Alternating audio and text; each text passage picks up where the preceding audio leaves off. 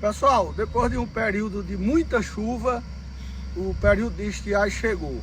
Com a chegada do período de estiagem, a gestão do prefeito Raimundo Pimentel e toda a sua equipe caiu em campo para fazer a diferença e recuperar todas as estradas do município de Araripina.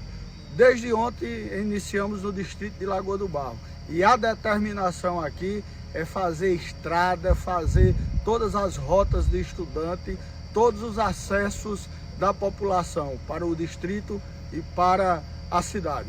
O nosso compromisso é esse: mais trabalho, futuro melhor.